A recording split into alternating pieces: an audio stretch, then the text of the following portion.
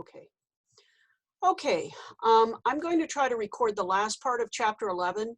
I now have a webcam with a microphone. This is probably the last time you're going to see me in my office. First time and the last time. We just got an email suggesting that they are closing the entire campus down except for a few emergency personnel. So I'm going to do my best to teach from home. Hopefully we can get this under control somehow. I don't know how I'm going to do testing. I don't know how I'm going to do anything. Somehow we'll make it through, I hope. But anyway, for now, I'm going to share my screen of Mason. I've added in one slide to help me explain what is going on here. So let me see, let me get your slideshow from the current slide. Okay, so the last time in the last segment that I talked about, we talked about meiosis and meiosis 1 and meiosis 2. Meiosis 1 is the reduction division where a diploid cell produces 2 haploid cells. Meiosis 2 is called the equational division. This is where the 2 haploid cells each have their sister chromatids separate, and you wind up with 4 products. And so that's what I'm showing here on the screen. And so what meiosis does is it enhances genetic variation. And it does this through 3 steps. I've already talked about crossing over.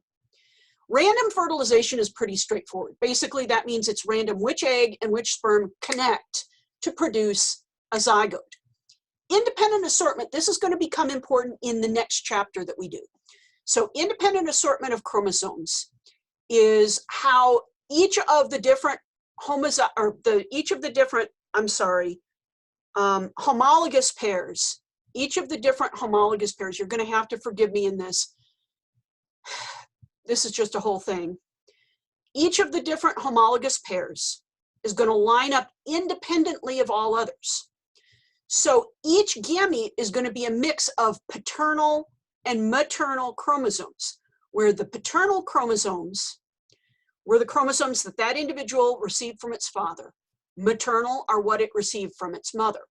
And of course, the ultimate source of variation in a living thing, oh, hey, I've got tools I can use. The ultimate source of variation in a living thing is going to be the way that you can ultimately get variation.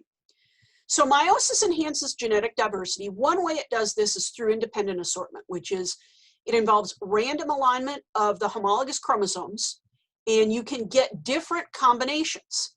The possible number of alignments that you can get in metaphase 1, there are 2 to the n, where n is raised to a power. So if you had 2 chromosomes, 2 raised to the 2nd power is going to be 4, and that's going to be in the slide that I will show you next.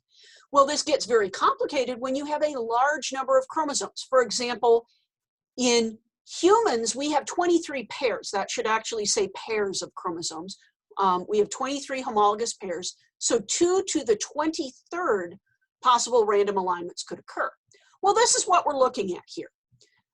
There are 2 chromosomes in this, or I'm sorry, 2 homologous pairs in this organism. This is one homologous pair here, the longer pair. This is the other homologous pair here, the shorter pair. So this is one arrangement that you can get where blue is with blue, red is with red. And so in meiosis 1, you've got blue, you've got red. And then this is one combination, long blue, short blue. Other combination, long red, short red. But because these chromosomes assort independently, you can also get the other arrangement where you get blue with red, red with blue. And so now here, you've got other combinations. You've got long blue, short red, long red, short blue. And so you have 4 different possible combinations. 2 homologous pairs, the haploid number here is 2, 2 to the 2, 2 raised to the 2nd power is going to be 4. The other thing that can happen is crossing over, and I've already talked about that a little bit. That's where chromosomes swap pieces with their homologous pair. All chromosomes have multiple genes on the chromosome, and so certain alleles for certain genes tend to be what we call linked. For example, in fruit flies, as you'll see later on, gray colored bodies and normally developed wings tend to be linked, where black bodies and curled wings also tend to be linked. So you don't tend to see the black body with normally developed wing, gray body with curled wing. You don't tend to see that as frequently because it would take crossing over for that to happen. And this is something that happens during prophase 1 of meiosis. So you have genetic variation where you have independent assortment. I showed you that in the previous slide. You have crossing over and you have random fertilization. The ultimate source of variation then is going to be genetic mutation. So if you think about independent assortment in humans, our haploid number is 23. We have 23 pairs of chromosomes. Well, if you think about one individual and you think about meiosis, that results in 8.4 million different possible gametes that one individual could make. This does not even account for crossing over. Well, you take a couple, that's 2 people. He has 2 to the 23rd possibilities. She has 2 to the 23rd possibilities.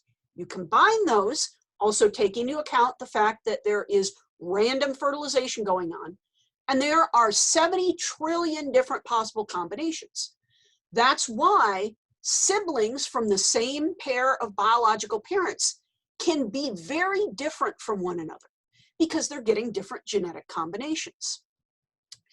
Now, there are also some things that can go on in chromosomes.